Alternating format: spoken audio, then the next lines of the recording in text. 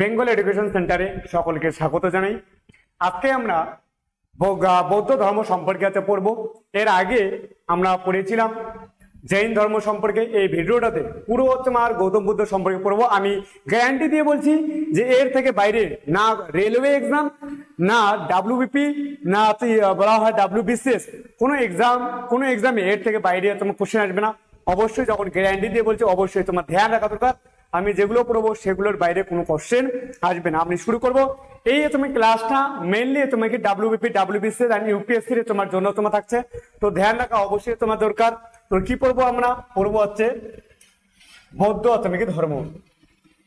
উপরে হেডিং দাও বৌদ্ধ ধর্ম। কোন পড়বো আমরা? বৌদ্ধ ধর্ম। এই বৌদ্ধ ধর্মের আবির্ভাব অথমিক কেন ঘটলো? জৈন ধর্মের বলবো এটা যদি বলা হয়, বৌদ্ধ ধর্ম যদি বলা হয় ষষ্ঠ বিসিতে শুরু হয়েছিল। কোন ধর্ম? বৌদ্ধ ধর্ম শুরু হয়েছিল ষষ্ঠ বিসিতে। Very very important. এই সময়কালে দুইটা ধর্ম পাশাপাশি প্যারালাল ভাবে চলছিল। একটাকে বলা হয় জৈন ধর্ম আর অন্যটাকে বলা হয় বৌদ্ধ ধর্ম। তাহলে বৌদ্ধ ধর্মের বলবো কেন তোমাকে জৈন ধর্ম ছেড়ে তোমার বৌদ্ধ ধর্মে গ্রহণ করলো। বলবো যে বৌদ্ধ ধর্মে গ্রহণ করার প্রধান কারণ হলো জৈন ধর্মে পশু হত্যা বা বলবো তোমার জীব হত্যা পাপ ছিল, কিন্তু বৌদ্ধ ধর্মে পশু হত্যা বলা হয় পাপ বলেছিল, কিন্তু বলা হয়েছিল এটা কেন মধ্যম পন্থা অবলম্বন করে। এবং বলা হয় যে কিছু কিছু জৈন ধর্মে যে তোমার ঘাটতি ছিল, সেই ঘাটতিটা পূরণ করেছিল বৌদ্ধ ধর্ম। তো বৌদ্ধ ধর্ম কত সালে? বলবো তোমার ষষ্ঠ বিসিতে শুরু হয়েছিল। তো বৌদ্ধ ধর্মে শুরু কে করেছিল? প্রবর্তক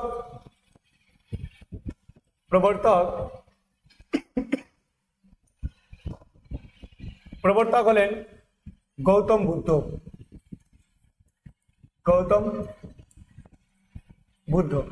এই গৌতম বুদ্ধ যখন এই বৌদ্ধ ধর্ম শুরু করেছিলেন, ঠিক সেই সময়কালে প্রচুর পরিমাণে পরিবর্তন ঘটেছিল। সামাজিক পরিবর্তন, অর্থনৈতিক পরিবর্তন এবং সাংস্কৃতিক পরিবর্তন অনেক ঘটেছিল। তো আমরা শুরু করব গৌতম বুদ্ধ দিয়ে। Gautam Buddha very very important. Gautam Buddha যদি বলা হয়, এ ছিল শাক্য বংশের। কোন বংশের? ভেরি ভেরি ইম্পর্টেন্ট, শাক্য বংশের। একে বলা হয় শাক্য মুনি বলা হয়। কি বলা হয়? শাক্য মুনি বলা হয়। তাহলে কোশ্চেন পরীক্ষা আসে, শাক্য মুনি কাকে বলা হয়? শাক্য মুনি বলা হয় কাকে? গৌতম বুদ্ধকে বলা হয় শাক্য মুনি বলা হয়। এশিয়ার আলো বলা হয় কাকে? বলবো গৌতম বুদ্ধকে। কি বলা হয়? এশিয়ার আলো বলা হয়। এশিয়ার আলো বলা হয় গৌতম বুদ্ধকে। আলো বলা হয়। গৌতম বুদ্ধ যদি বলা হয় তাহলে গৌতম বুদ্ধ কোন বংশের? শাক্য বংশের। এই শাক্য বংশটা ছিল ক্ষত্রিয় বংশ। কোন বংশ? ক্ষত্রিয় বংশ ছিল। শাক্য বংশ ছিল ক্ষত্রিয় বংশ। বাবা বিশাল বড় বলবো তোমার শাক্য বংশের যে রাজা ছিল, তো বাবার প্রচুর পরিমাণে ধন সম্পদ থাকা সত্ত্বেও তিনি এই ধর্মে কি বৌদ্ধ ধর্ম প্রচার করেন এবং মুনি হিসাবে পরিচিত হয়। তো শাক্য বংশে জন্মগ্রহণ করেন, এই জন্য শাক্য মুনি বলা হয়। এশিয়ার আলো তাকে বলা হয়। বুদ্ধ শব্দের অর্থ জ্ঞান। বুদ্ধ শব্দের অর্থ কি?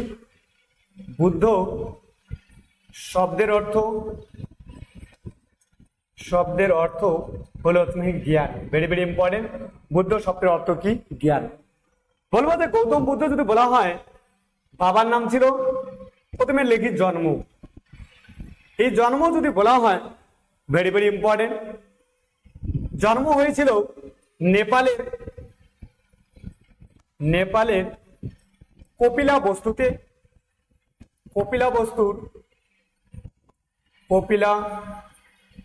বস্তুর লুম্বিনী নামে উদ্যানে। ময়বী লুম্বিনী নামে আছে উদ্যানে, নামে উদ্যানে। তার মা যে আছে, মা বলবো শাল গাছের নিচে তারা তোমার জন্ম হয়। কোন গাছের নিচে? Very very important. বলবো শাল গাছের নিচে, শাল গাছের নিচে তারা তোমাকে জন্ম হয়, জন্ম হয়। গৌতম বুদ্ধ যদি বলা হয় আসল নাম হলো, গৌতম বুদ্ধের আসল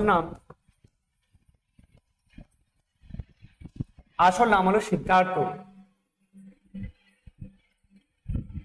সিদ্ধার্থ। গৌতম বুদ্ধের আসল নাম কি? গৌতম বুদ্ধের আসল নাম হলো সিদ্ধার্থ। কোন বংশের ছিল? বলে শাক্য বংশের ছিল। গৌতম বুদ্ধের বাবার নাম ছিল, বাবার নাম ছিল শুদ্ধোধন। শুদ্ধোধন। এই শুদ্ধোধন একজন তোমার রাজা ছিল, শাক্য বংশের রাজা ছিল। কোন বংশের? শাক্য বংশের রাজা ছিল। গৌতম বুদ্ধ কোন বংশের রাজা ছিল? শাক্য বংশের রাজা ছিল। মায়ের নাম কি ছিল? মায়ের নাম ছিল মায়া দেবী। মায়া দেবী। মায়ের নাম কি ছিল? মায়া দেবী। বলবো পালিত মার নাম ছিল, পালিত মা, পালিত মা। জন্মের কিছুদিন পর তার মা মায়া দেবী মারা যায়। যখন মা মারা যায় তো তার মা যে আছে তার নিজের বোন অর্থাৎ গৌতমী, অর্থাৎ গৌতম বুদ্ধের যে মাসি আছে, মাসিকে বলে যায় যে সে যাতে গৌতম বুদ্ধ অর্থাৎ সিদ্ধার্থ এবং তার বাবা শুদ্ধোধনের খেয়াল রাখে। তো পাইলে তো মা যদি বলা হয় গৌতমী, আর এর নাম হয়ে যায় গৌতম আছে পুত্র। তাহলে পালিত মায়ের নাম কি? গৌতমী।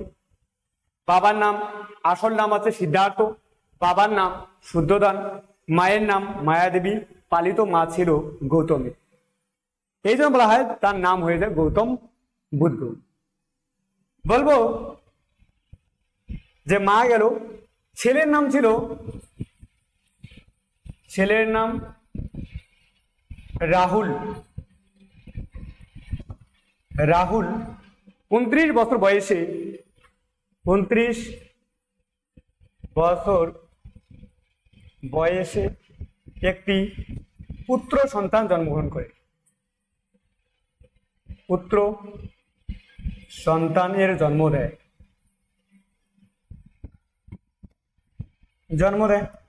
আর সেই পুত্র সন্তানটার নাম কি? রাহুল। তো এবার বলবো গৌতম বুদ্ধ সম্পর্কে আমরা সমস্ত কিছু লিখবো। যে গৌতম বুদ্ধ যদি বলা হয় তাহলে মা গেল, বাবা গেল, ছেলে গেল। তো জন্ম যদি বলা হয়, ভেরি ভেরি ইম্পর্টেন্ট, জন্ম হয়েছিল নেপালের কপিলাবস্তু লুম্বিনী নামে তোমার গ্রামে। যেদিন জন্ম হয়েছিল সেদিন ছিল হচ্ছে পূর্ণিমার রাতনাকি দিন। এই জন্য তোমার বুদ্ধ পূর্ণিমা মানা হয়। তার জন্ম হয়েছিল পূর্ণিমার দিন, তার যে মৃত্যু হয়েছিল পূর্ণিমার দিন। তো তার জন্ম হয়েছিল যেদিন তিনি গৃহত্যাগ করেন সেদিনও পূর্ণিমার দিন ছিল, এবং ধর্মচক্র যেদিন হচ্ছে প্রবর্তন করেন, যিনি উপদেশ দেন, সেদিন হচ্ছে তোমার পূর্ণিমার দিন ছিল। এই জন্য বুদ্ধ পূর্ণিমা আছে মানানো হয়। জন্ম হয়েছিল 563 BC, আর কোন কোন বইয়ে লেখা থেকে 566 হচ্ছে বিসিতে। বিসিতে তোমার ছিল। সিংহল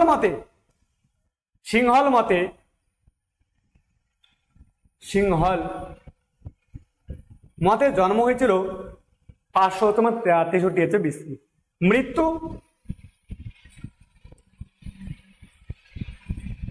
মৃত্যু হয়েছিল কুশীনগরে। কোথায় হয়েছিল? উত্তরপ্রদেশের কুশীনগরে। উত্তরপ্রদেশের কুশীনগরে। কত সালে? বলবো 486 বিসি, 83 বিসি, কোনো কোনো বইয়ে লেখা থেকে অপশন অনুযায়ী তোমাদের দিতে লাগবে 486 বিসি। ধ্যান রাখা দরকার, যেটা অপশন দেখবে সেটা। যদি 63তে জন্ম হয় তাহলে 83, 66তে যদি বলা হয় তাহলে তোমার 86। তো ভেরি ভেরি ইম্পর্টেন্ট। তাহলে কত বছর বেঁচে ছিল? বেঁচে ছিল 80 বছর বয়স। 80 বছর বয়স বেঁচে তুমি কি ছিল। তো সেটা ধ্যান রাখা দরকার। যেদিন মৃত্যু হয় সেই দিনটাকে তারা বলে মহাপরিনির্বাণ। মহাপরিনির্বাণ ভেরি ভেরি ইম্পর্টেন্ট। এর সময় যদি বলা হয় সমসাময়িক রাজা গৌতম বুদ্ধের সময় চিকিৎসক যদি বলা হয়, চিকিৎসক ছিলেন জীবক ছিল তারা তোমার চিকিৎসক। সমসাময়িক রাজা যদি বলা হয়, সমসাময়িক রাজা যদি বলা হয়, সমসাময়িক রাজা তুমি কি হয়? রাজা ছিল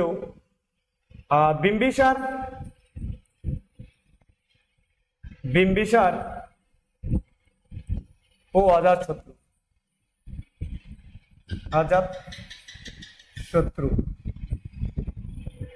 বলবো বিম্বিসার এবং অজাতশত্রু গৌতম বুদ্ধের সমসাময়িক রাজা কি ছিল। এই সময় যদি বলা হয় যে বৌদ্ধ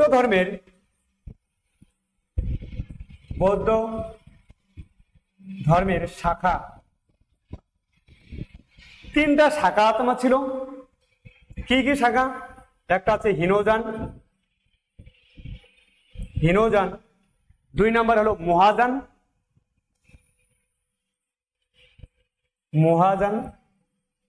আর হীনযান, মহাযান, আর 3য় নম্বর যদি বলা হয় বজ্রযান।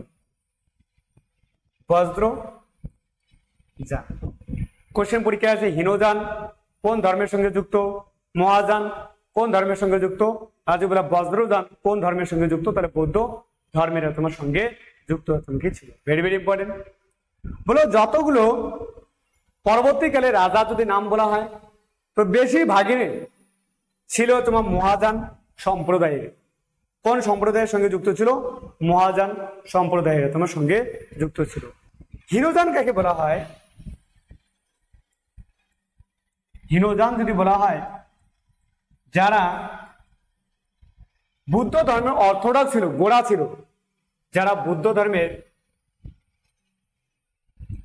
ধর্মের গোড়া ছিল, অর্থাৎ গৌতম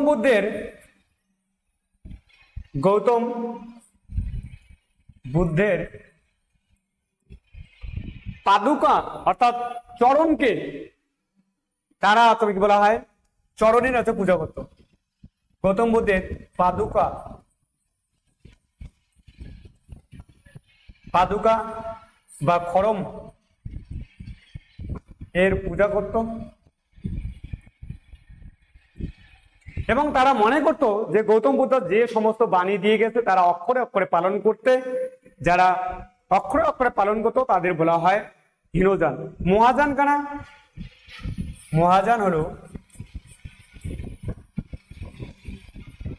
মহাযান হলো যারা গৌতম বুদ্ধের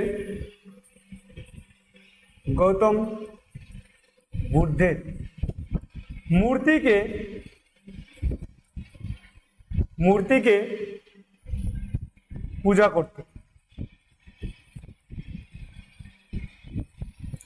করত। তারা কি নামে পরিচিত? বললাম যে মহাযান সম্প্রদায় নামে পরিচিত হতেন কি ছিল। Very very important.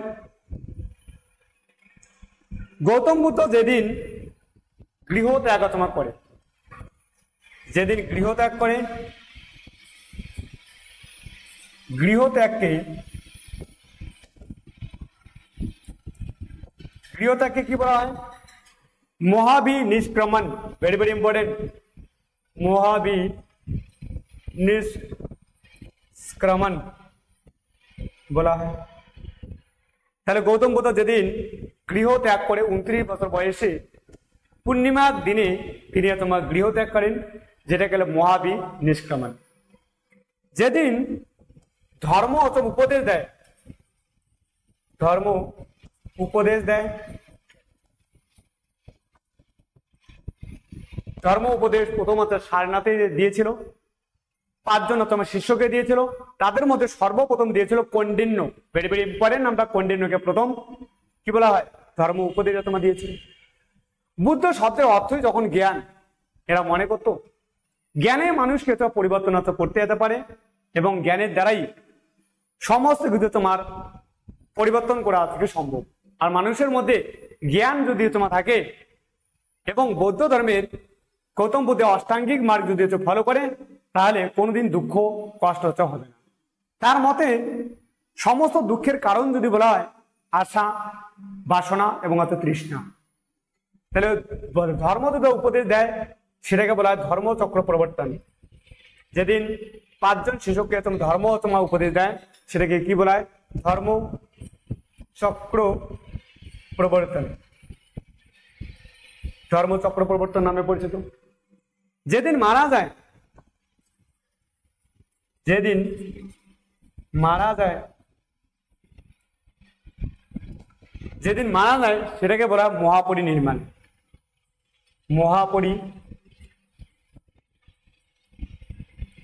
মহাপরিনির্বাণ নামে পরিচিত ছিল, পরিচিত ছিল। গৌতম বুদ্ধ তাহলে এই 3টা জিনিস very very important, star mark লাগাও এখানে, স্টার মার্ক লাগানো দরকার। বলবো যে গৌতম বুদ্ধর মহাপরিনির্বাণ, যেটা শাল গাছের তোমার নিচে মারা তুমি গিয়েছিল, সেটা হচ্ছে ইম্পর্টেন্ট। এবার যদি বলা হয় বৌদ্ধ ধর্মগ্রন্থ, ধর্ম গ্রন্থের নাম ভেরি ভেরি ইম্পর্টেন্ট। বৌদ্ধদের ধর্মগ্রন্থের নাম হচ্ছে ত্রিপিটক। ত্রিপিটক, ত্রি মানে 3, পিটক মানে হচ্ছে ঝুড়ি। ত্রি মানে কি? ত্রি মানে 3 আর পিটক মানে কি? পিটক মানে ঝুড়ি। পিটক মানে কি? ঝুড়ি। ঝুড়ি 3টা পিটক নিয়ে তোমার গঠিত। ত্রিপিটক যদি বলা হয়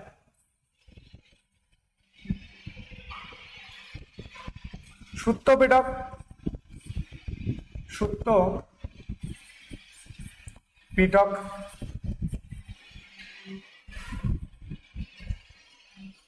সুত্ত পিটক, অভিধম্ম পিটক আর বিনয় পিটক।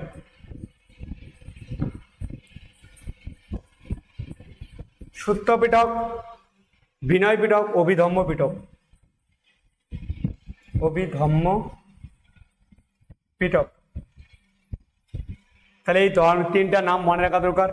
এই ত্রিপিটক যদি বলা হয় পালি ভাষায় রচিত ছিল, ভেরি ভেরি ইম্পর্টেন্ট কোশ্চেন, যে ত্রিপিটক কোন ভাষায় রচিত ছিল, তাহলে বলবো পালি ভাষায় তোমাকে রচিত হয়েছিল। সূত্র পিটকে কি আছে? গেরি গাথা, গেরি গাথা নামে, গেরি গাথা নামে 70-90 গ্রন্থ মহিলাদের দ্বারা সংকলিত একটি গ্রন্থ, সংকলিত একটি গ্রন্থ, ভেরি ভেরি ইম্পর্টেন্ট। তাহলে গেরিগাথা হলো 70-90 গ্রন্থ মহিলাদের দ্বারা সংকলিত একটি গ্রন্থ, যেটা 300 বছরের পুরানো। কত বছরের পুরানো? 300 বছরের পুরা না, ভেরি ভেরি ইম্পর্টেন্ট। সূত্র পেটকে কি আছে বলবো হচ্ছে গৌতম বুদ্ধের বাণী, গৌতম বুদ্ধের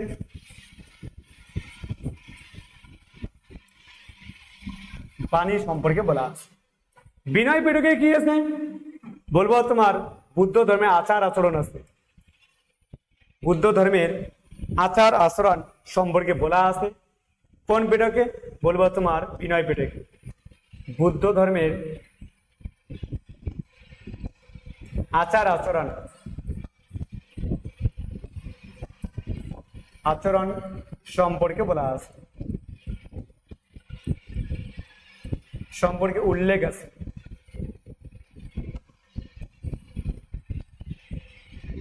আর অভিধম্ম পিটকে কি আছে দর্শন,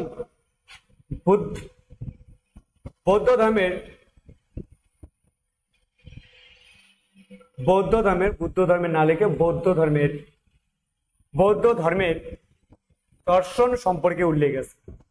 বৌদ্ধ ধর্মে কি সম্পর্কে উল্লেখ আছে বললাম যে অভিধম্ম পিটকে বৌদ্ধ ধর্মের দর্শন সম্পর্কে উল্লেখ আছে,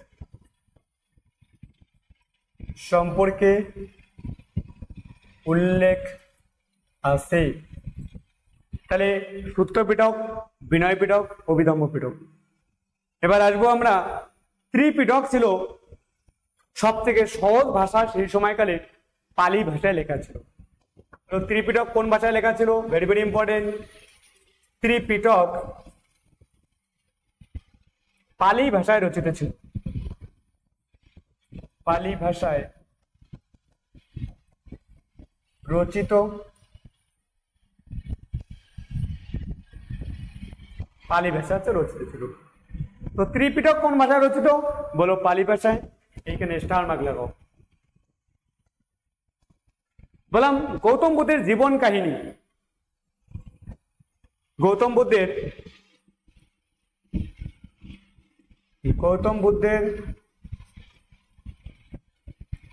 জীবন কাহিনী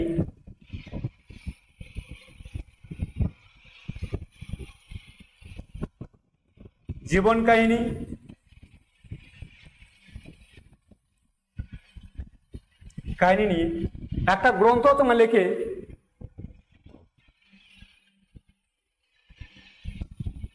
বুদ্ধ চরিত্র, হর্ষ ঘোষের লেখা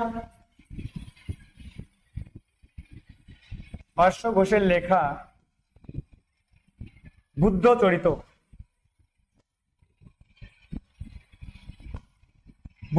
এটাও কোন ভাষায় লেখা, পালি ভাষায়। গৌতম বুদ্ধের যদি বলা আগের জন্ম, যদি বলা হয় আগের জন্ম জাতক কাহিনী, গৌতম বুদ্ধের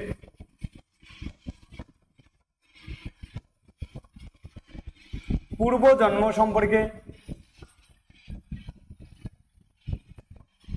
জন্ম সম্পর্কে উল্লেখ আছে জাতক কাহিনীতে।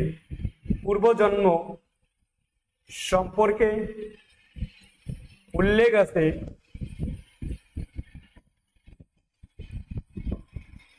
কোথায় বলবো, জাতক কাহিনীতে।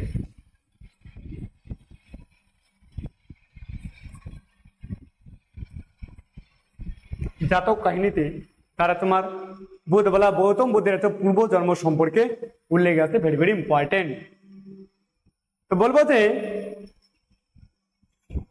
যে গৌতম বুদ্ধ সম্পর্কে আমরা জানতে পারি কোন কোন গ্রন্থ থেকে। গৌতম বুদ্ধ সম্পর্কে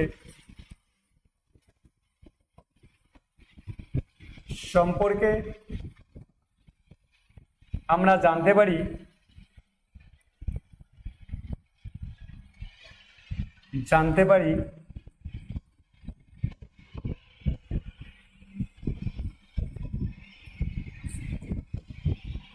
গৌতম বুদ্ধের সম্পর্কে জানতে পারি আমরা মহাবংশ, দীপবংশ,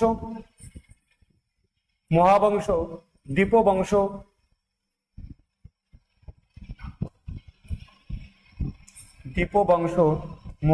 আর দীপবংশ।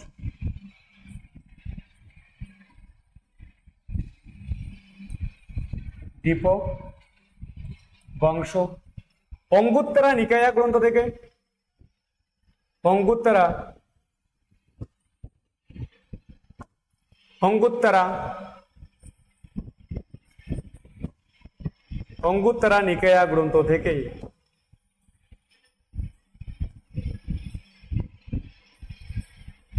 অঙ্গুত্তরা নিকায়া গ্রন্থ থেকে। আর কোথার থেকে? অশ্বঘোষের বুদ্ধ তোমার চরিত, ভেরি ভেরি ইম্পর্টেন্ট।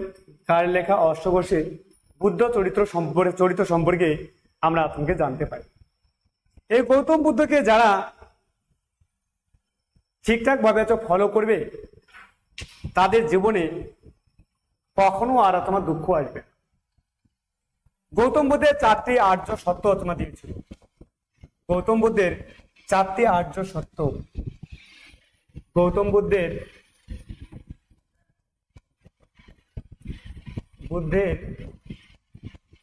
4টি আর্য সত্য হলো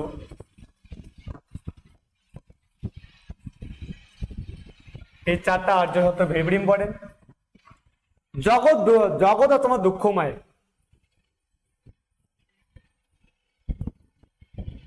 জগৎ দুঃখময়। 2 নাম্বার, দুঃখের কারণ আছে,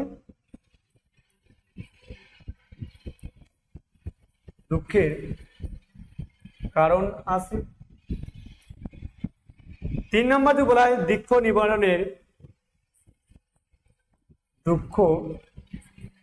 নিবারণের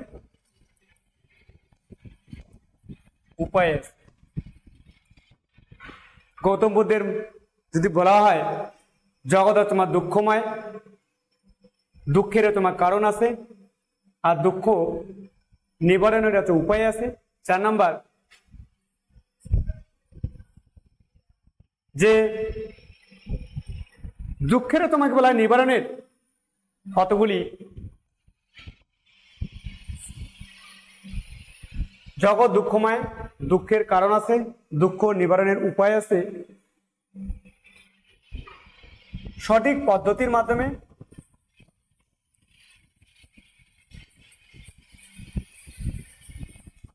মাধ্যমে দুঃখ তোমাকে নিবারণ করা যায়।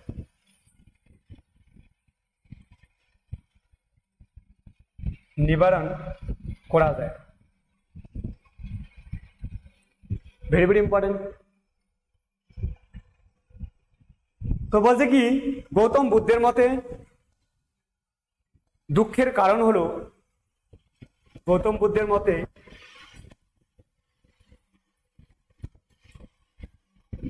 মতে দুঃখের প্রধান কারণ হলো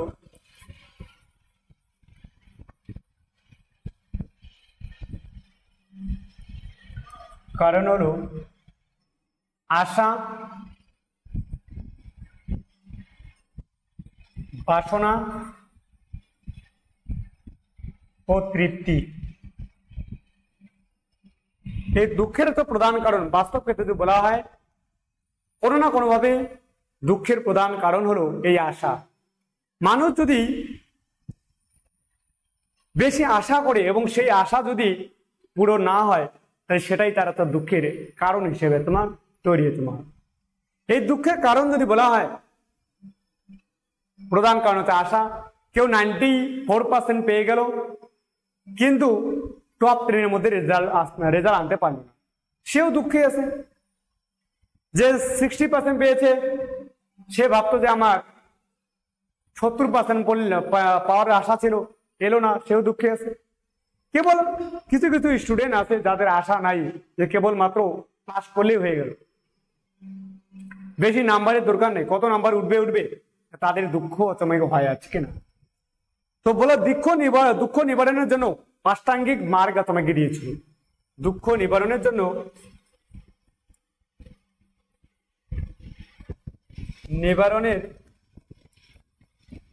জন্য 5টাঙ্গিক মার্গ দিয়েছে। কোশ্চেন পরীক্ষা আছে অষ্টাঙ্গিক মার্গ কোন ধর্মের সঙ্গে যুক্ত? অষ্টাঙ্গিক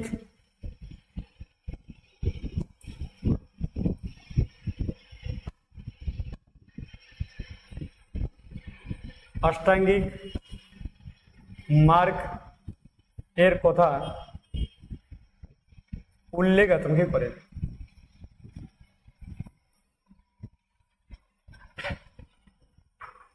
অষ্টাঙ্গিক মার্গের কথা উল্লেখ করেন। এই অষ্টাঙ্গিক মার্গ হলো সৎকর্ম, সৎ চেষ্টা, সৎ জীবন, সৎ তোমার চিন্তা, সৎকর্ম, সৎ চেষ্টা, সৎ জীবন। তো এই ধরনের 8টা তোমাকে বলা হয় মার্গের কথা উল্লেখ করেছেন। সঠিক পদ্ধতি বা মার্গ অনুসরণ করে এই দুঃখকে নিবারণের কথা বলেন।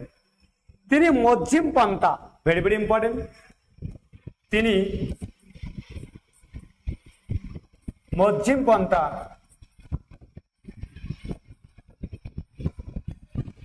পন্থা অবলম্বনের কথা উল্লেখ করেন।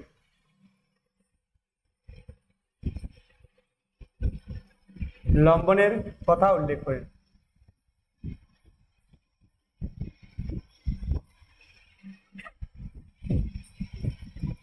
কোন পন্থা অবলম্বনের কথা উল্লেখ করেন? তিনি হচ্ছে মধ্যম পন্থা অবলম্বনের কথা উল্লেখ করেন। Very very important. বলছে খুব সুখীয়, বাস্তব ক্ষেত্রে খুব সুখীয় ধর্ম হয় না, খুব দুঃখীও তোমার ধর্ম হয় না। তাহলে যদি মাঝ পথে যদি তোমার যাও তাহলেই তুমি কি হবে বলবো, তোমার দুঃখ তোমাকে থাকবে না এবং তোমার ধর্ম তোমার পালন তোমাকে করা যেতে পারে। নিজেই দেখবে যদি খুব বেশি খেয়ে ফেলো তাহলেও ধর্ম হয় না, আর যদি বলা হয় খুব না খেয়ে আসো, পেটে তোমার খিদা জ্বালা ছটপট করছে, তাহলেও ধর্ম হবে না। তাহলে মধ্যম পন্থা অর্থাৎ মাঝ পথ অবলম্বন করতে হবে। Very very important. এবার যদি বলা হয় গৌতম বুদ্ধ, যদি বলা হয় গৌতম বুদ্ধের 4টা মহা সম্মেলন হয়েছিল, 4টার নাম তোমার ধ্যান রাখা দরকার। বৌদ্ধ ধর্মের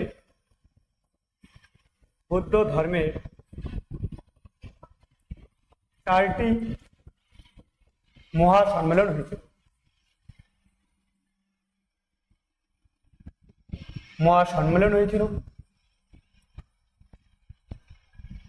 এই মহা সম্মেলন গুলো ভেরি ভেরি ইম্পর্টেন্ট। মহা সম্মেলন হয়েছিল, কয়টা সম্মেলন? 4টা মহা সম্মেলন হয়েছিল। তাহলে নামগুলো লিখি। প্রথম যদি মহা সম্মেলন হয় তাহলে স্থান লিখবো, কোন জায়গায় হয়েছিল, সাল লিখি হিসেবে, এখানে লিখি সাল।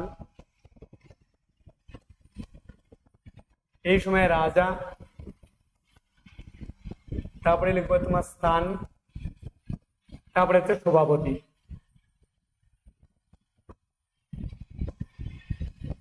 সাল হয়েছিল 483 বিসিতে, 483 বিসিতে হয়েছিল। এই সময়কালে রাজা ছিল অজাতশত্রু।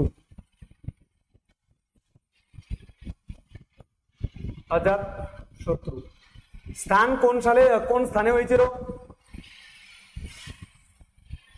এই সময় যদি বলা হয় প্রথমে রাজগৃহে হয়েছিল,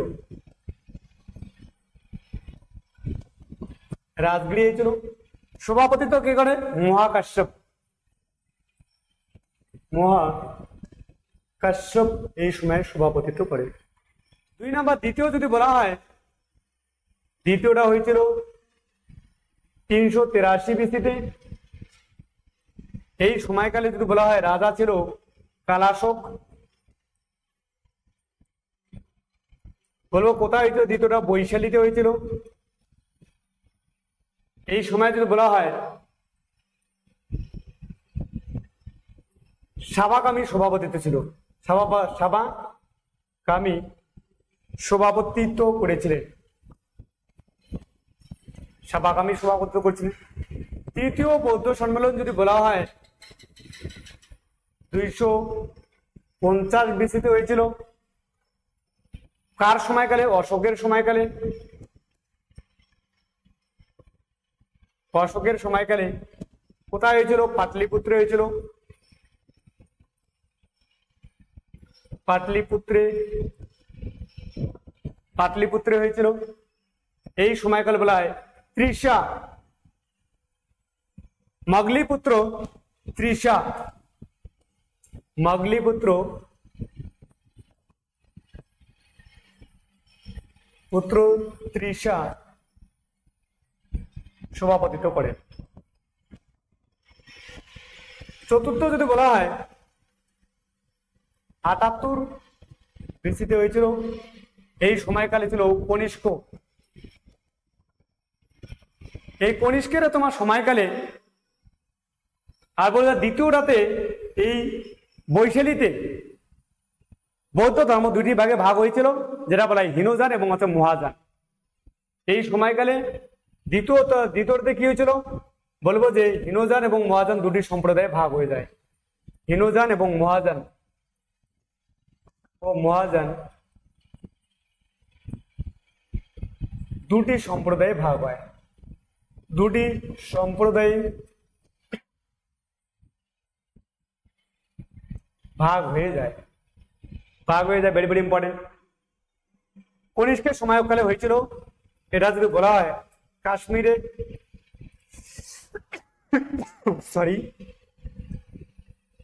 কাশ্মীরে হয়েছিলেন। মনান্তর মানে কারো কারো মতে এটা পাঞ্জাবের জলন্ধরে হয়েছিল। মতান্তরে এই মতান্তরে কোথাও মানে কেউ কেউ বলে যে না কাশ্মীরে হয়েছিল, জম্মু কাশ্মীরে। কেউ কেউ বলে যে মতান্তর বলা হয় পাঞ্জাবের জলন্ধরে হয়েছিল। অনেকজনের অনেক মতবাদ।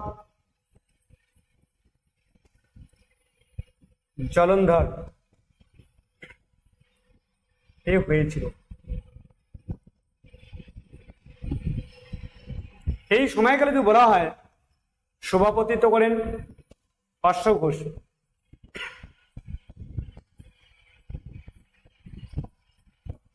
অশ্ব ঘোষ তুমি সভাপতিত্ব করেন। Important, very very important.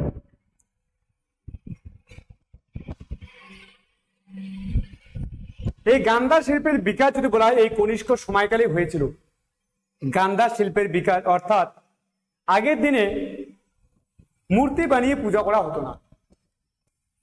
তাহলে বলবো যে গান্ধার শিল্পের বিকাশ ঘটে কনিষ্কের সময়কালে। এই সময়কালে এর সময়ে অর্থাৎ বলা হয়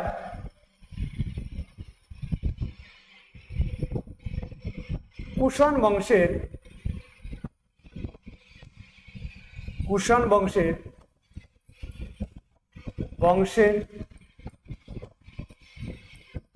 সময়কাল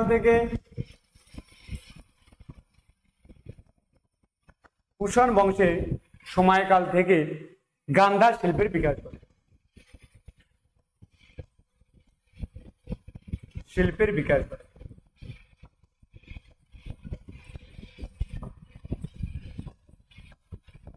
আগের দিনে এরকম ভালো করে মূর্তি বানানো হতো না।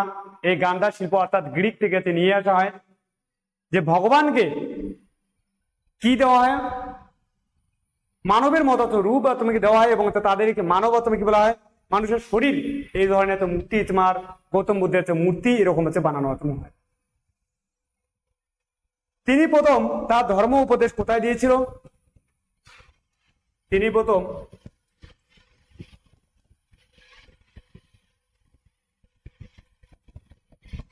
ধর্ম উপদেশ দেয়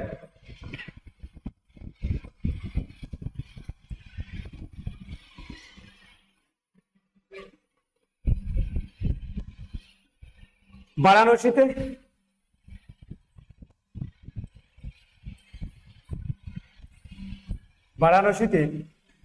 প্রথম তোমার ধর্ম উপদেশ তোমাকে দেয়। তাহলে প্রথম যদি বলা হয় কোথায় দেয়? বারাণসীতে প্রথম তিনি তোমার ধর্ম উপদেশ তোমাকে দেয়।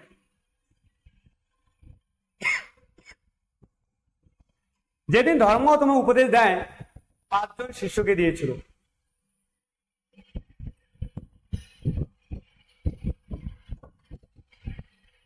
শিষ্যকে দিয়েছিল, এই 5 জন শিষ্য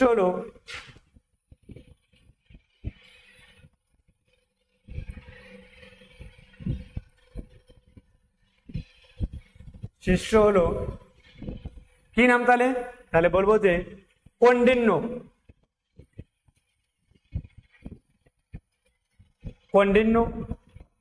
এনাকে কৌন্ডিন্যকে প্রথমত ধর্ম উপাধি দিয়েছিল, ভেরি ভেরি ইম্পর্টেন্ট, লেখো। কৌন্ডিন্যকে দিয়েছিল। ভদ্রিককে দিয়েছিল।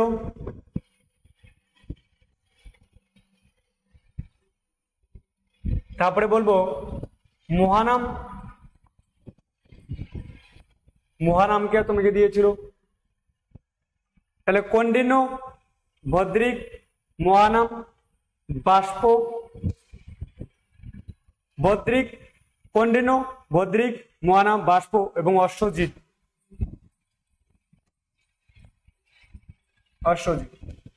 এদের মধ্যে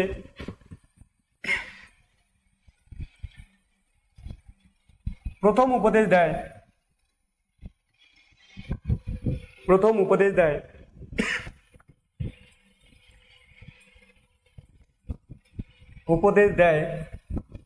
কৌন্ডিন্যকে।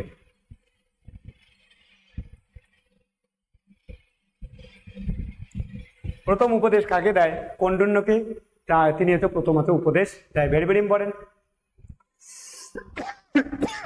এবার গৌতম বুদ্ধের তোমার কাহিনী বলি।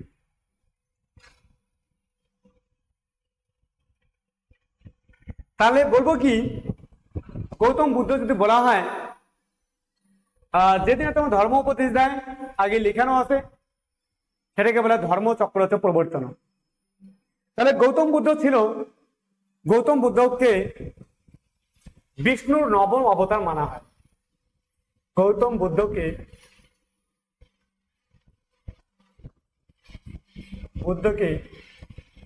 ভগবান বিষ্ণুর নবম অবতার মানা হয়। ভগবান বিষ্ণুর নবম অবতার মানা হয়।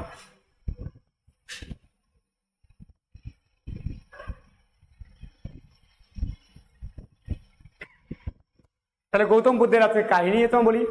গৌতম বুদ্ধ যখন তোমার বলা, গৌতম বুদ্ধের বাবা ছিল তোমার বলা হয় শুদ্ধোধন, যেটা তোমার সাক্ষত বংশ ছিল, ক্ষত্রিয় বংশের তোমার ছিল। গৌতম বুদ্ধের বাবা ছিল বিশাল বড় তোমাকে রাজা। গৌতম বুদ্ধ যখন গর্ভে তোমার ছিল, ঠিক সেই সময়কালে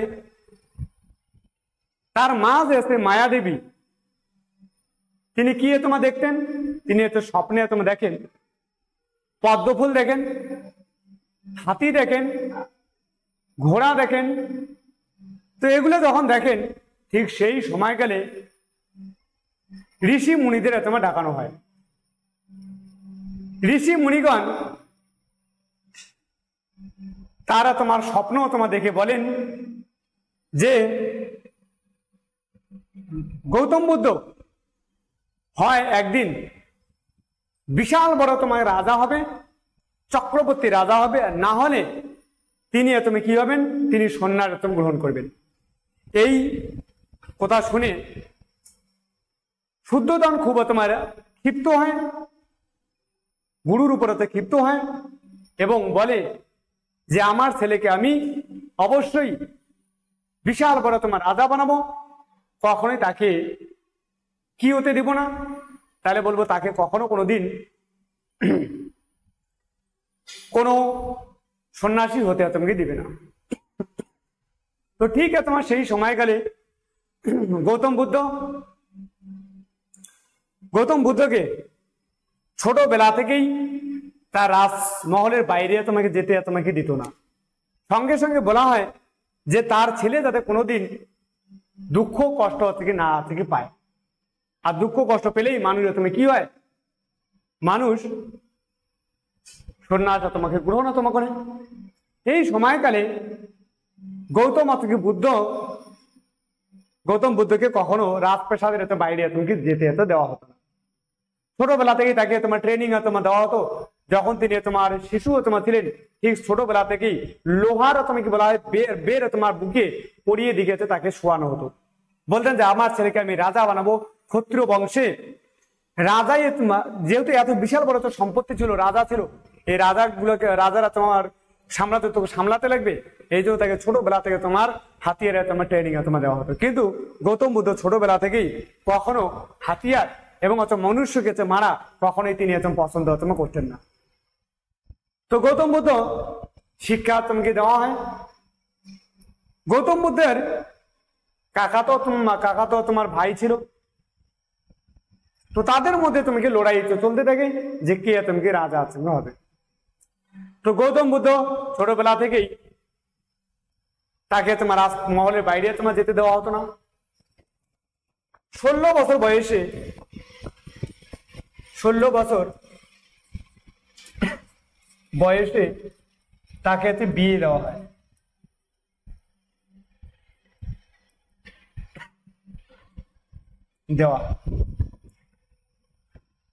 এ নিয়ে তোমাকে বলা হয় গৌতম বুদ্ধ যেহেতু রাজারা তোমার ছেলে ছিল, গৌতম বুদ্ধের বাবা শুদ্ধোধন যাতে কোনো না কোনো ভাবে শুদ্ধোধন চাইতে তার ছেলে যাতে কোনো রকমে সন্ন্যাস গ্রহণ না করে, এই জন্য তিনি তাদের কর্মচারীদের নির্দেশ দেন যে গৌতম বুদ্ধকে আনন্দ মহলে নিয়ে যাওয়া হোক, যেখানে বিভিন্ন নারী থাকবে আর নারীদের মাঝখানে সে আনন্দ উপভোগ করবে। গৌতম বুদ্ধকে পাঠানো হয়। গৌতম বুদ্ধ সেখানে যায় এবং গৌতম বুদ্ধ সেখানে গিয়ে শুধু গানে শুনতে থাকে। নারীদের সঙ্গে কোন রকমের বলা হয় যৌন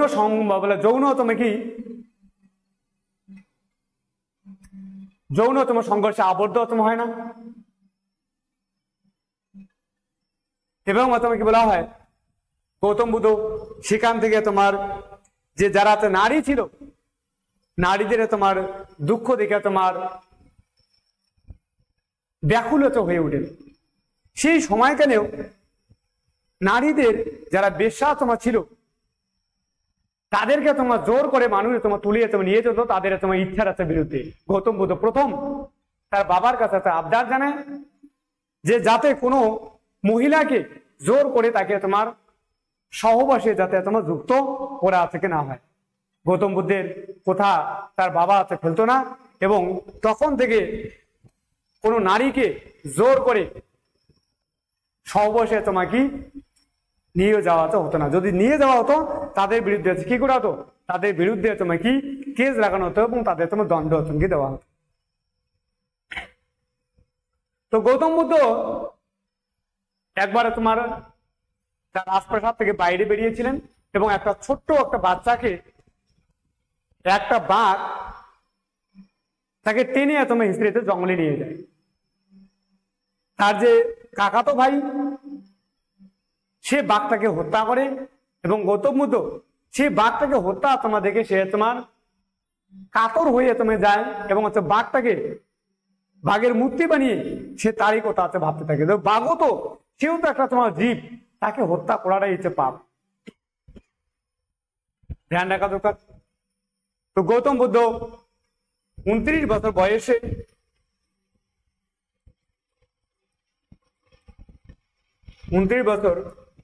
বয়সে গৃহ ত্যাগ করে। এই সময়কালে 29 বছর যখন বয়স হয়, ঠিক সেই সময়কালে একটা বাচ্চার জন্ম দেয়। বাচ্চার নাম রাহুল। বাচ্চার নাম কি? রাহুল। তাহলে 29 বছর বয়সে গৃহ ত্যাগ করে। কত বছর বয়সে গৃহ ত্যাগ করে? 29 বছর বয়সে গৃহ ত্যাগ করে। তিনি তোমাকে বলা হয় গৌতম বুদ্ধ যে আছে, যখন তারা অন্দরমহল থেকে বাইরে তার এরিয়ার বাইরে বেরিয়েছিলেন, ঠিক সেই সময়কালে গৌতম বুদ্ধ একজন অসুস্থ লোক,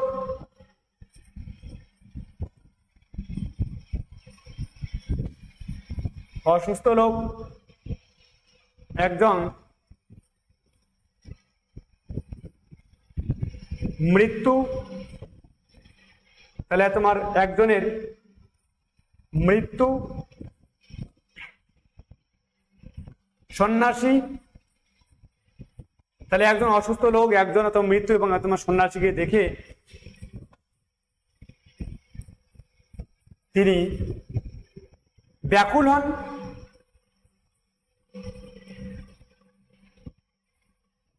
এবং গৃহ ত্যাগ করে।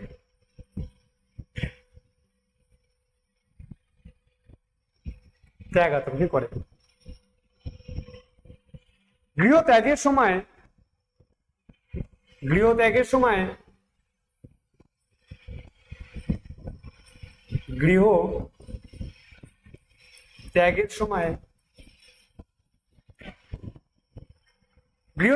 কি কি দেখেছে, কাকে কে নিয়ে গেছিল? তার মিত্র চান্না, চান্না মেরিয়া মেরিয়া, চান্নাও তার ঘোড়া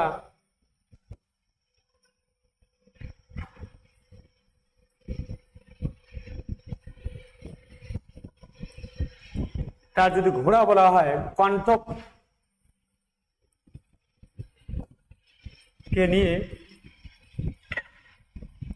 বেরিয়ে পড়েছিলেন।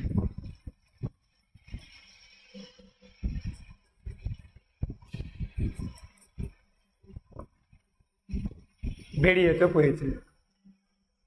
প্রথম যদি বলা হয়,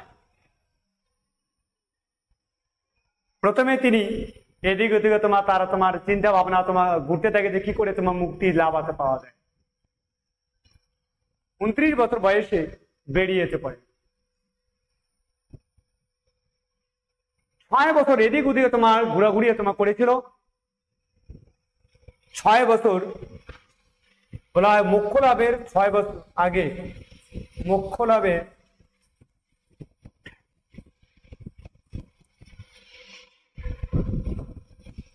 6 বছর আগে তিনি প্রাক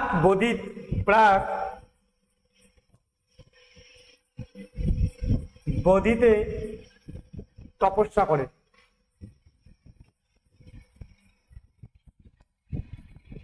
প্রাক বোধিতে তিনি এত তপস্যা করেন। Very very important. প্রাক বোধিতে তিনি এত তপস্যা করেন। 6 বছর পর তিনি বিহারের গয়াতে আছেন। 6 বছর পর 6 বছর পর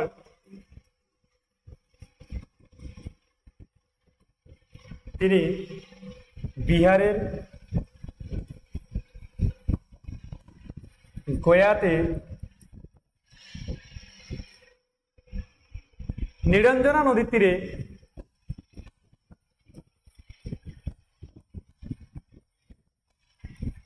নিরঞ্জনা নদীর তোমার তীরে, বর্তমান নাম আছে ফাল্গু নদী, বর্তমান নাম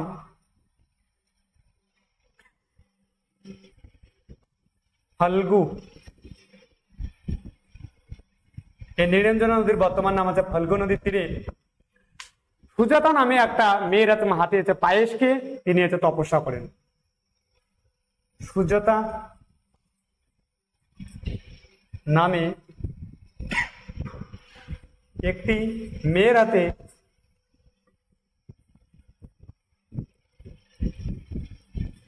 হাতে পায়েসকে তপস্যা শুরু করেন।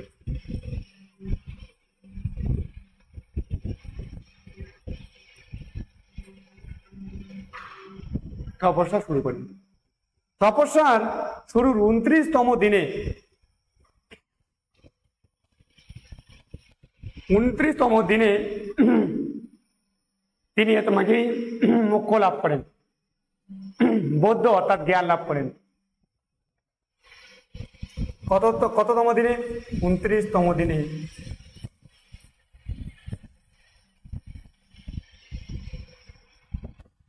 জ্ঞান লাভ করেন। এই জ্ঞান লাভের আগে তার নাম ছিল সিদ্ধার্থ, পরবর্তীকালে নাম কি হয়ে যায়? বৌদ্ধ, গৌতম বুদ্ধ জ্ঞান লাভ তুমি করে। এই জ্ঞান লাভকে বলা হয়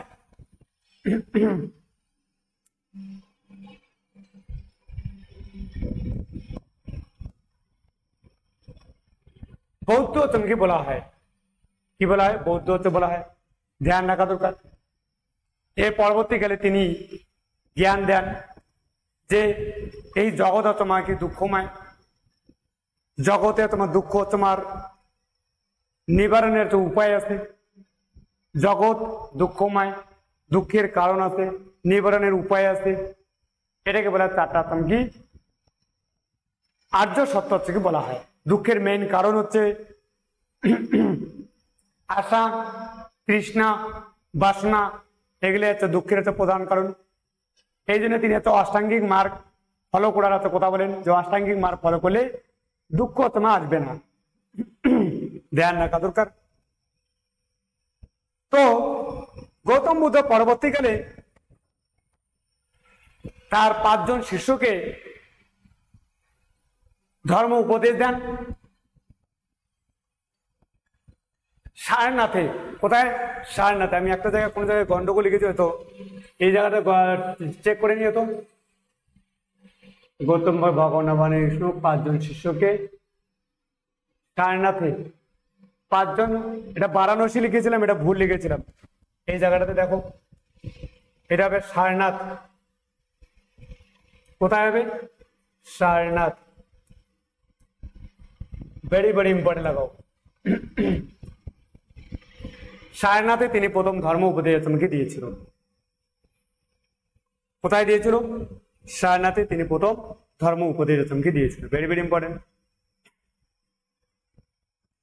তো গৌতম বুদ্ধ যে বলা হয়, ঠিক পরবর্তীকালে বুদ্ধ তোমার জ্ঞানতা লাভ করার পর তার শিষ্যদের মধ্যে দিয়েছে বলা ধর্ম উপদেশ দিয়ে দেন সারনাথে। এবার তোমার বারাণসী তোমার সারনাথে তিনি তোমার ধর্ম উপদেশ দেন। বৌদ্ধ ধর্মের যদি বলা হয়, বৌদ্ধ ধর্মের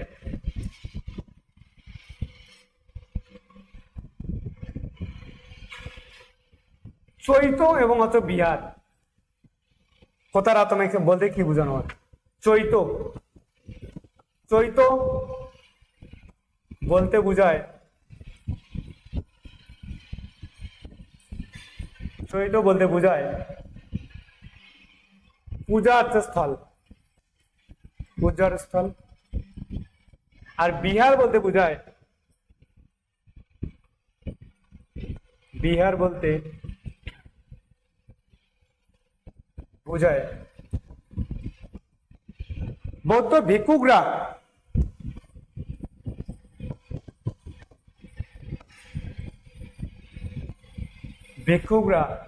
যেখানে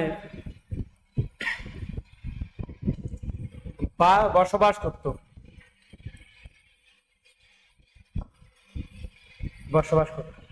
সেটাকে বলা চৈত, বিহার। তারপরে আসতে কি বলা হয়? স্তূপ, যেখানে সমাধি মারা যায় সেটাকে বলে স্তূপ, সেগুলো ইম্পর্টেন্ট। আর একটা জিনিস ধ্যান রাখা, জৈন ধর্মে যদি বলা হয়, জৈন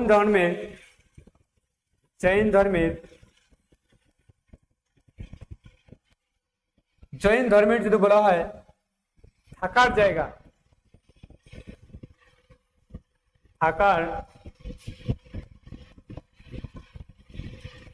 জায়গাকে পার্শ্বদী বলা হয়। কি বলা হয়? পার্শ্বদী বলা হয়। Very very important. তাহলে জৈন ধর্মের থাকার জায়গাকে বলা বাসদী। এবং জৈন ধর্মের যদি বলা হয় মৃত্যু, যদি বলা হয় মৃত্যু শান্তারা প্রসেসে মারা যায়, শান্তারা পদ্ধতিতে মারা যায়। ইম্পর্টেন্ট। শান্তারা প্রসেস কি? যদি কোনো সময় মৃত্যুর তো সময়কাল এসে যায়, তারা জল এবং তোমার বলা হয় খাদ্য এবং তোমার কি পানীয় কোনোটাই ব্যবহার করবে না এবং তারা আছে মারা যাবে। তো বৌদ্ধ ধর্মের চরিত্র হতে বলতে বোঝায় পূজার স্থল এবং বিহার বলতে বোঝায় বৌদ্ধ হচ্ছে ভিক্ষুকরা যেখানে বসবাস করতে। তো সেটা ভেরি ভেরি ইম্পর্টেন্ট। বৌদ্ধ গৌতম বুদ্ধের যদি বলা হয়, গৌতম বুদ্ধের যদি বলা হয় ঘোড়া এবং পদ্ম যদি বলা হয়, তার জন্ম কে নির্দেশ করে? বলা হয় পদ্ম। গৌতম বুদ্ধের কিছু চিহ্ন স্থান যদি বলা হয়, পদ্ম যদি বলা হয় প্রতীক, প্রতীক লেখো। পদ্ম যদি বলা হয় তাহলে তোমার তার জন্মের প্রতীক। পদ্ম ও সার দুইটা তোমার, এই পদ্ম ও সার কিসের প্রতীক? পদ্ম ও সার জন্মের প্রতীক। ঘোড়া যদি বলা হয়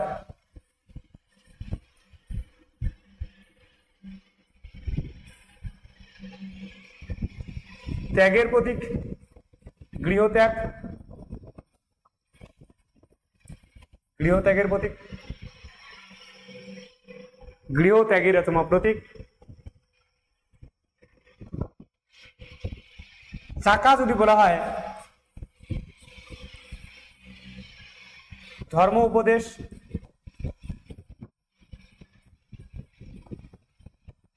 আর শাল গাছ যদি বলা হয়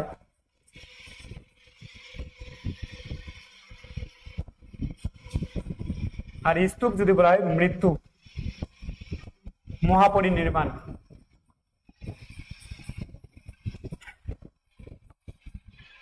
নির্বাণের প্রতীক, নির্বাণ অর্থাৎ মৃত্যুর প্রতীক।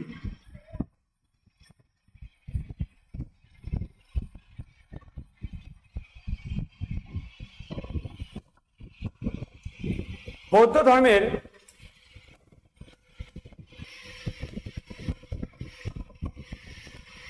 বলা হয়, বলবো অশোক যদি বলা হয় সম্রাট, বলবো বৌদ্ধ ধর্মের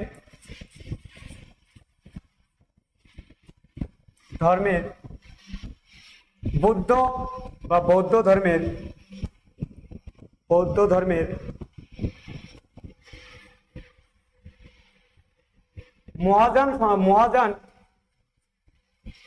মহাযান সম্প্রদায় সঙ্গে যুক্ত ছিল।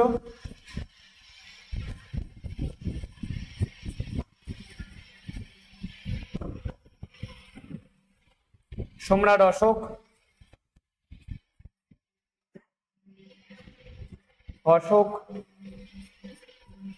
সম্রাট Ashoka, Kanishka,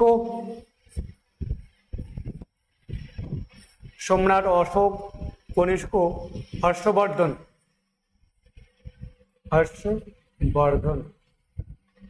very very important. এটা এই তিনজনের নাম মাত্র ভেরি ভেরি ইম্পর্টেন্ট। কনিষ্কের সময় তো গান্ধার শিল্পের বিকাশ ঘটে, হর্ষবর্ধন। অশোক যদি নির্মাণ করে,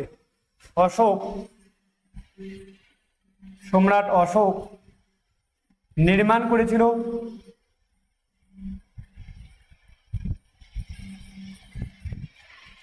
ধামেক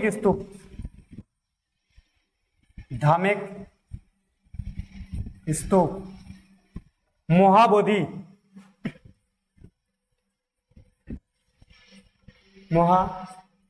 ভেরি ভেরি ইম্পর্টেন্ট। বোধিসত্ত্ব যদি বলা হয়, এই বোধিসত্ত্ব মহাযান সম্প্রদায়ের সঙ্গে যুক্ত ছিল। বোধিসত্ত্ব বোধিসত্ত্ব। বোধিসত্ত্ব কোন সম্প্রদায়ের সঙ্গে যুক্ত ছিল? মহাযান সম্প্রদায়ের সঙ্গে যুক্ত ছিল। সমসাময়িক রাজা যদি বলা হয়, সমসাময়িক ছিলেন গৌতম বুদ্ধের সমসাময়িক ছিলেন বুদ্ধের সমসাময়িক ছিলেন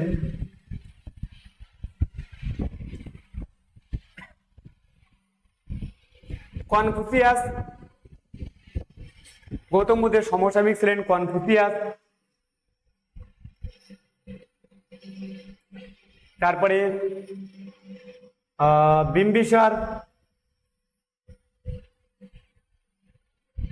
বিম্বিসার, অজাতশত্রু ছিল। গৌতম বুদ্ধের সমসাময়িক এরা তো ছিল ভেরি ভেরি ইম্পর্টেন্ট, বিম্বিসার, অজাতশত্রু আর কনফুসিয়াস। এই তিনটা লোকের নাম মনে রাখা দরকার। বললাম যে গৌতম বুদ্ধের বলা হয় মন্দির এবং মসজিদ, বলে অজন্তা এবং হিল্লোরা। অজন্তা যদি বলা হয় গৌতম বুদ্ধের জাতক কাহিনী নিয়ে, গৌতম বুদ্ধের জাতক কাহিনী উল্লেখ আছে।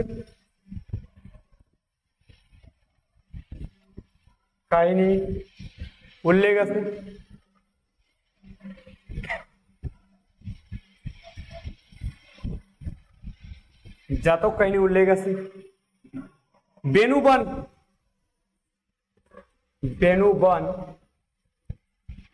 অজন্তা যদি বলা হয় মহারাষ্ট্রে আছে। কোথায় আছে? মহারাষ্ট্রে আছে।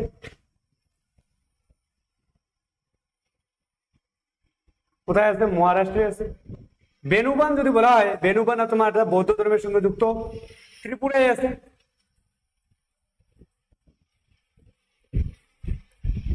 আছে। বেনুবান মন্দির বা মঠ ত্রিপুরায়। বেনুবান তোমাকে বন আছে, বেনুবান, ঠিক আছে। ধামেক স্তূপ যদি বলা হয় অশোক। গৌতম বুদ্ধে যদি বলা হয় অভয় মুদ্রা, এই অভয় মুদ্রার ধ্যান রাখা দরকার। অভয় মুদ্রা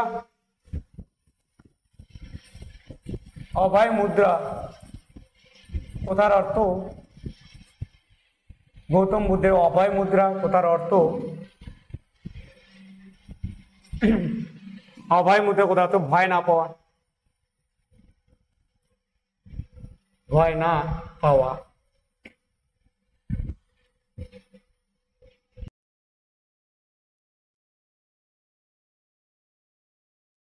নিচিরেন দাইশনিনী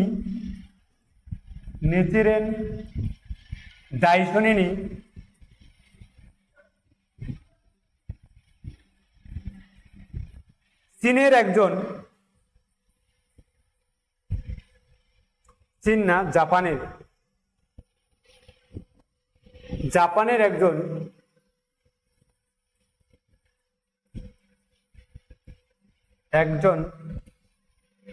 বৌদ্ধ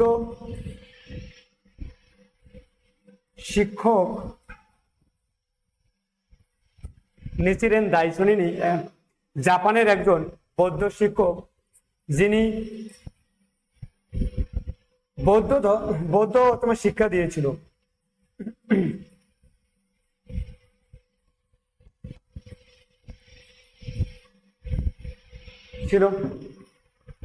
বেনুবান, তপোবন। কার্লে যদি বলা হয় কার্লে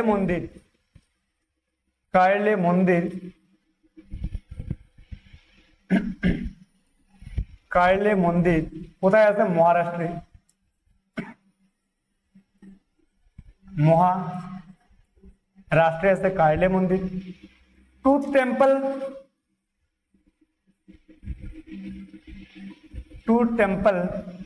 কোথায় আছে? ট্রুথ টেম্পল আছে শ্রীলঙ্কা।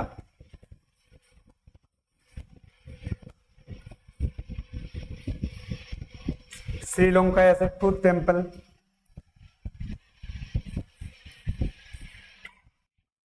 ব্রহ্মপুত্র স্তূপ,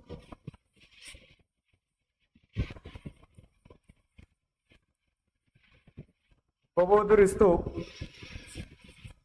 ইন্দোনেশিয়া আছে।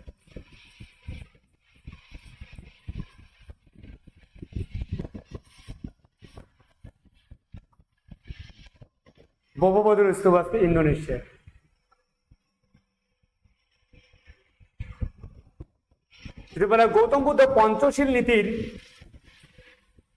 গৌতম বুদ্ধ পঞ্চশীল নীতির কথা উল্লেখ করেন।